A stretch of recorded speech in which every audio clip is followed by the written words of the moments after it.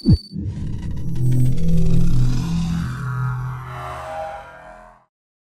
is the Wrestling Replay. I am Cato. Welcome to episode number 45, AEW's Full Gear edition for 2022.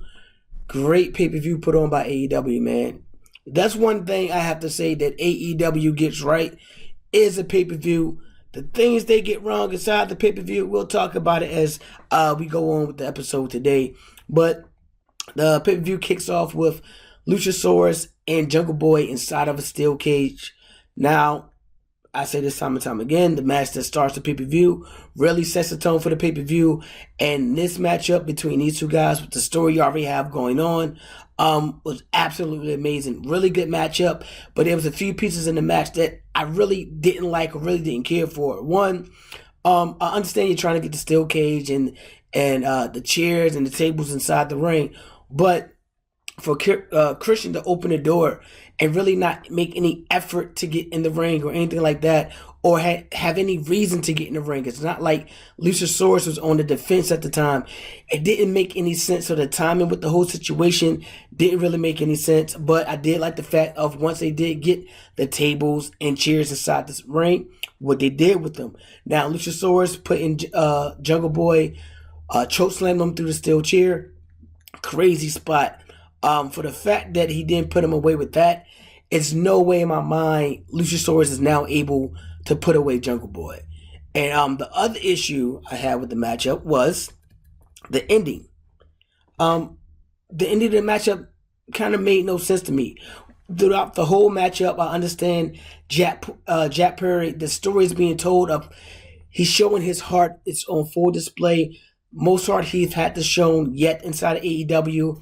The desire to win this matchup is more than just to win a match, but this is a hump, a hurdle I have to get over so I can get to who I would really want to get to, and that be Christian Cage. So I understand the story they were telling inside the ring, but he was getting demolished. Now at the end of the matchup, the spot was really dope. You know, Luchasaurus is on the table. Jungle Boy is jumping from the top of the cage, drop the elbow to Luchasaurus. At that point, just pin him. There's no need to put him in the snare trap to make them tap. At that point, Luchasaurus should have been done. He should have been, unconscious, not moving. That's a crazy elbow to take.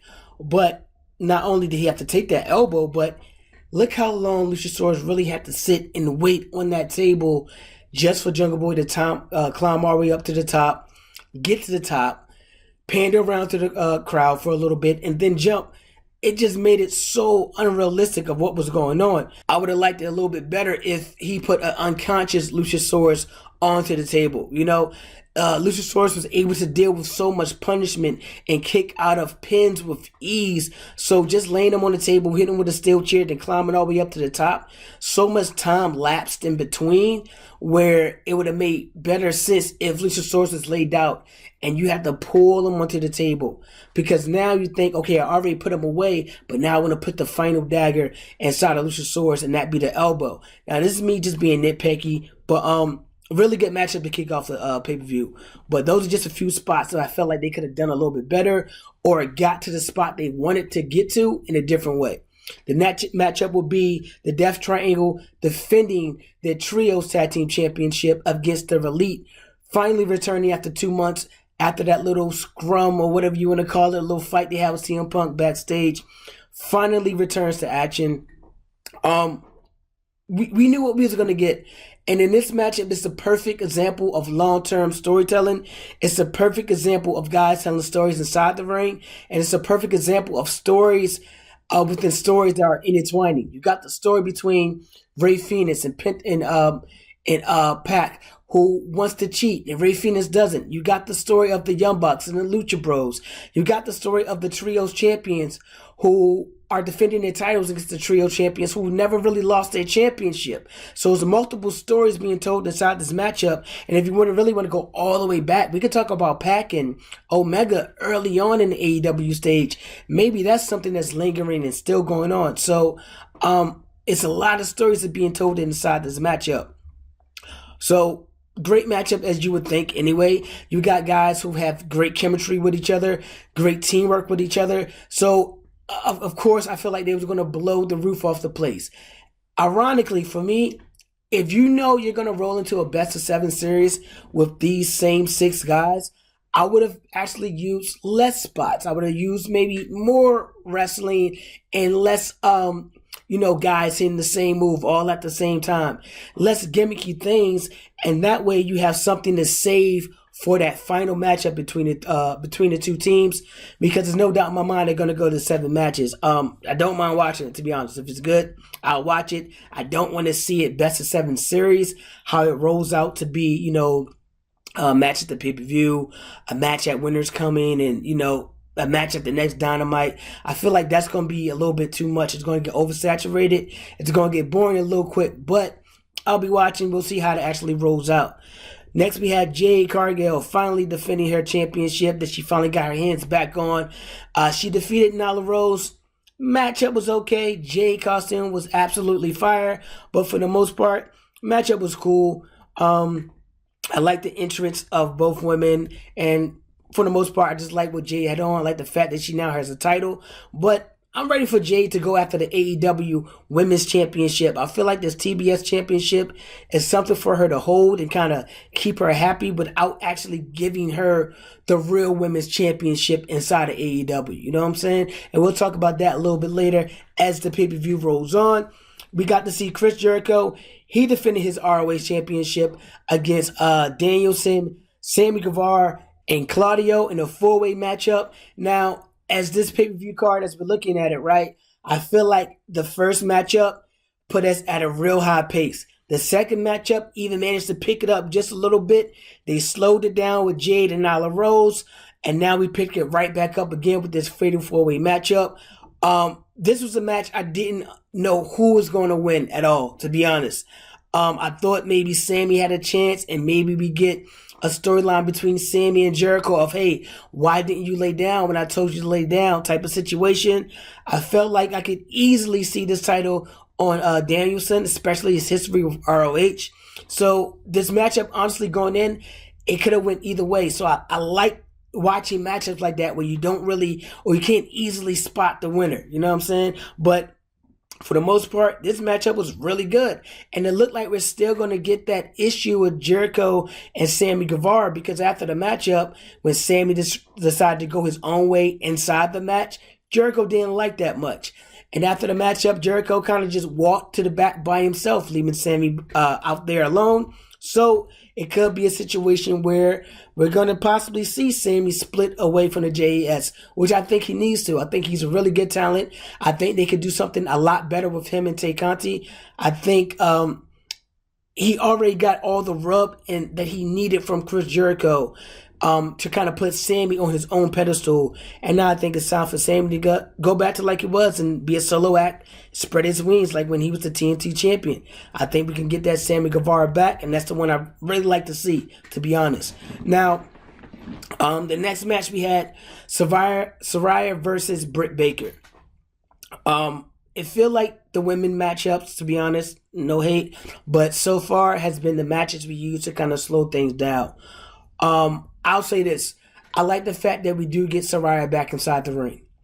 Now, in this matchup with someone like the quality of Britt Baker, I kind of understand it, because I feel like right now Britt is, if not definitely one of your best female competitors on your AEW roster. So if I'm going to go into a matchup, it has to be a matchup where it's someone who I trust and someone who I believe is a really good wrestler and entertainer, so that we can entertain outside the ring and inside the ring. And that's what Britt Baker and Saraya did. Amazing promos leading up to this matchup between the two. The matchup happens. Saraya goes over Britt Baker. I think that's a big win for Saraya. But when you defeat someone like Britt Baker, where do you go next? To me, honestly, Britt Baker is the uncrowned AEW Women's Champion. The only way you can go up after Britt Baker is to be a champion or to go after the champion. And that's the only stop I see for Saraya. Now, I don't know if she's going to continue to wrestle full time. It looked like a lot of emotions, but at the Same thing I seen with CM Punk. Like, she hasn't wrestled in so long, right? So I'm not going to be so critical of what was happening inside the ring or what she could have done better. Nah, you need time to adapt and readjust and, get back into the swing of things. CM Punk came. I was very critical of him that he was, start off a little bit slow. He looked like a really old version of CM Punk. And then as he got into the groove, into the swing of things, he really started to pick up. And we start to see the glimpses of the old CM Punk that we fell in love with anyway. So I like the fact that, Saraya picked an opponent that's going to really put her on the map at the same time. It's someone that's going to be safe and someone that you can either build a feud with that can constantly go on, or someone to use as a stepping stone to get to that AEW championship if that's what you want to do with her. So she did manage to go over in that matchup. I'm really just interested in to see where she goes next after this. Excuse me, little parched here, man. But next we got Samoa Joe, Wardlow, and Hobbs for the TNT Championship. I thought this would have been the perfect time to put the championship on Hobbs. Still make Wardlow look strong. Still make Samoa Joe look strong. Because, at that point, you can't say I beat you one-on-one or beat you fairly. Maybe I had help. Maybe I came in after someone hit their finisher and I just kind of threw them out and snuck that little pin. But in the turn of things, it looked like we got Samoa Joe as the new TNT champion, which I don't mind in a way. It's like, if we're going to get Samoa Joe and Wardlow, this is really Wardlow's, to me, first real opponent. Orange Cassidy, it was good, but as the match started to happen and progress, you clearly seen that Orange Cassidy had no chance to defeat Wardlow. A guy like Samoa Joe, about Wardlow's size, about his intensity, this is the perfect opponent that you could have put Wardlow against to continue to build Wardlow. You end that win streak that Wardlow has been on in a triple threat match against his first real formidable opponent. It's like, where are we going with Wardlow after this, man? I'm pretty sure we're going to get a matchup one-on-one with him and Samoa Joe, and maybe he gets back his title, maybe he doesn't. But the booking of Wardlow, I've been very critical of this ever since the Orange Cassidy matchup, because after that, you kind of just started to feed him no names again, not going to say nobodies, fed him no names again, and then you paired him up with Samoa Joe. Wardlow could have still been climbing the ladder. There's a lot of guys on the AEW roster who he could have went against to really give him a fight. Someone like Ethan Page could have really put up a good fight against a Wardlow, and that would move him slowly up that pecking order. Hell, have him fight someone in Blackpool Combat Club. But when he finally gets a real opponent in his face, it looked like he can't handle the pressure. So is Wardlow who we really think Wardlow is? I don't know. It depends on what they want to do after they book Wardlow and see which way they really want to go. Next matchup, we got to see Sting and Darby Allin defeat Jeff Jarrett and Jay Lethal. It was cool. It was an okay matchup. I mean, it was fun. It was nostalgic. You got to see Jarrett. You got to see Sting. Darby, of course, crazy spots as he always did. But it was, just a kind of slow, cool, nostalgic matchup, man. But shout out to Darby and Sting for getting that win.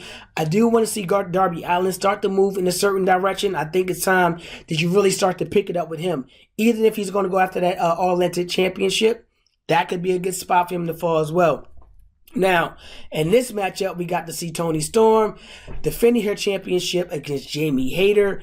This is actually the best women matchup of the night, to be honest. Easy enough to say. Now, the matchup with the two start with Jamie Hayter coming down to the ring by herself. Looked like a great one-on-one matchup. But it would be only so long before Jamie Hayter would get help inside the matchup, ultimately leading to Dr. Britt Baker herself pretty much being the reason that Jamie Hayter won that championship. And I think that's ironic, because now you see someone like Britt Baker kind of taking the back seat to Jamie Hayter, letting her take the forefront in the group. And I feel like that's okay, because Britt Baker's star power right now, she's at the point that she doesn't need a title. She's at the point that she doesn't need to even win matches. And anytime she goes out and she's on the mic, she's going to work the crowd. And she's in the match, you're going to watch. She's that good. She's in that spot where she's not really losing any heat no matter what she does.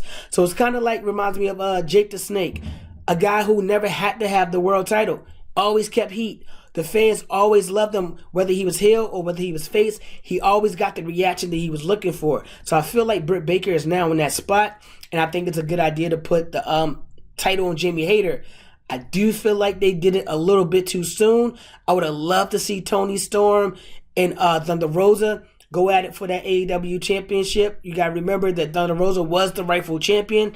So we could have had a rematch between these two. I feel like that would have been a great story. You had tag team partners who now both had the AEW Women's Championship. Thunder Rosa had to, relinquish the title due to injury. Her partner wins it, and now when she comes back, hey, I want my title back. Now we could have a really good storyline between the two. So maybe there's a situation where we're not getting Thunder Rosa back anytime soon. Or maybe Thunder Rosa is going to come back to even the odds to let Toni Storm get that one-on-one shot with Jamie Hayter, maybe get the title back, and then challenge Toni Storm for an AEW Women's Championship. So it's a lot of different ways they can go with that. It just really stems on the availability of someone like Thunder Rosa. So if she's going to come back, cool. We can have some great storylines. The Women's Championship will be in good hands until then. Now, my only problem with this, Jade, you defeated Nyla Rose. Where do you go next? You know what I'm saying?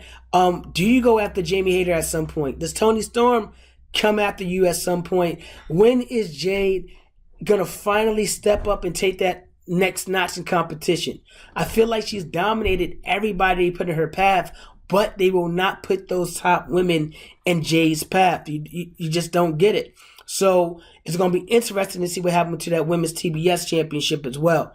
Now we will see the tag team champions, the Acclaimed, defend their titles against Swerve and Our Glory. Now speaking of storylines inside of storylines, we got Swerve and Our Glory and the Acclaimed. I believe this is their third matchup. So they have their own little feud and rivalry going on. But we also have the storyline of Swerve and Keith Lee. One who wants to cheat, one who doesn't. One who wants to win by any means, one who feel like we could just win the old-fashioned way, be fair and square. These guys would come up short because of their disagreements of how to win the matchup. Swerve came to a point where he said, hey, use the pliers. We can easily win this matchup if I guess break his finger. I don't know what he's going to do with that. I preferred him to just slap him with the pliers, to be honest. But hey, he wanted to use the pliers. Keith Lee said no and pretty much left Swerve out there by himself in the ring.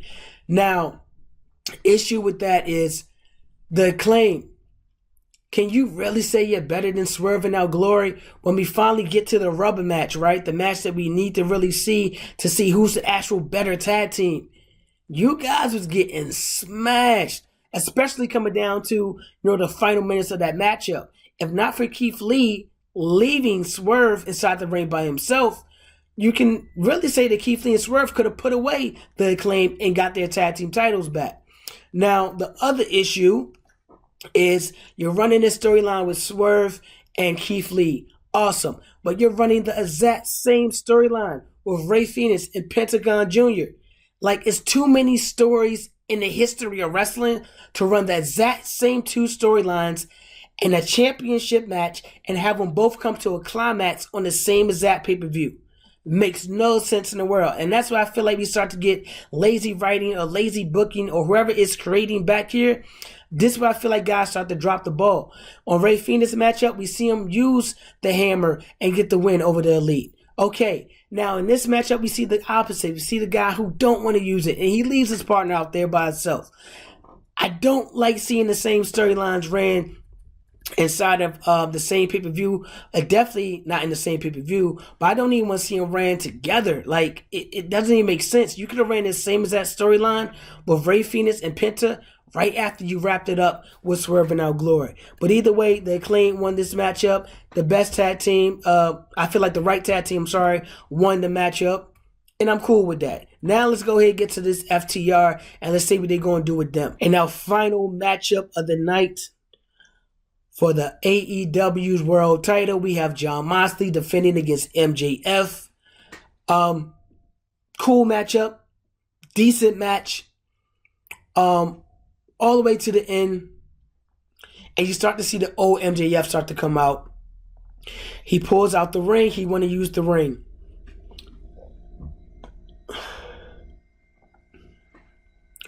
William Regal make his way down to the ring. Tell him, nah, put that away. You do it the fair way. You do it the way you said you really wanted to win this matchup. MJF puts away the ring. At that moment, I said, oh this is how it's going to go. Okay, now I have 1,000 questions. And of course, it goes that way. Not only do they knock out one referee, but they knock out the second referee. And then Regal slides MJF the brass knuckles. Use the brass knuckles. We have a new AEW champion, MJF, 26 years old. I like it. I like him as the champ. I can't lie. I like him as the champion. I don't like how we get here. I don't mind him cheating. I don't mind him enough. I don't mind William Regal even turning on Jon Moxley. I can understand that. John, I got the 26-year-old. He's young. He has a whole future ahead of himself. This is the perfect guy for me to align myself with. Now, the issue comes when, what do we do with the Blackpool Combat Club? Please do not have MJF leading the Blackpool Combat Club. Don't do that. I'd rather for Regal to just walk alongside MJF. And at that point, why are we pairing Regal with MJF? MJF doesn't need anybody. He can talk. He can, he's good inside the ring. Yeah, he's good. Only thing Regal can add to him is the element of to help him cheat. Regal cuts a great promo, but hey, we don't really need to hear Regal on the mic, not when we have MJF. So at that point, I'm kind of like, I don't know. Also, we have the issue of why would you guys put MJF with Stokely in the firm only for MJF to leave the firm and help Moxley to only turn around and cheat again? Like, you're getting too complicated. I understand you want to make us believe MJF is a good guy, but there's ways you could have went about that. I'm sorry, there's ways you could have went about that. I do like the fact that the crowd's chanting MJF. I'm sorry, guess what? You got one of those champions on your hands where as much as you try to make him a heel, it ain't gonna matter. Crowd's still gonna love him. We heard the CM Punk chants. Fans didn't like CM Punk too much, so I'm cool. I'm here for it. I like that. I like that energy. Now what's next for MJF? Only in my mind do I believe that Jon Moxley will have to get his rematch. He has to step up and maybe take a vacation, maybe take some time off. He's only been trying to get a vacation for maybe 6-7 months now. Finally get to relax a little bit. But I like to see AEW under the power of MJF.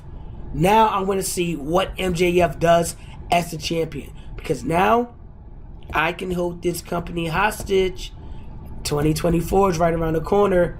TK, you gotta pay me. I'm your champ. I will take this belt wherever I want to go with it. So I like the storylines that can build from MJF being the champion. But that was your AEW 2022 Full Gear pay-per-view. Really good pay-per-view. One thing that they do right. Of course, I'm going to find little things to nitpick about, as I do with every single thing and every single show. But I'm real interested in seeing Dynamite. Perfect cliffhanger to leave me to wanting to see what happens on the next episode of Dynamite. And we're going to find that out this Wednesday. So let me know what you guys think. Do you like MJF as the world champion? Do you like William Regal turning on Jon Moxley? And did he turn his back on the whole Blackpool Combat Club? Hit me up in the comments down below, or hit us up in the DMs at The Wrestling Replay on Instagram. All right, I'm Cato. I'm signing out. See you guys next time. Peace.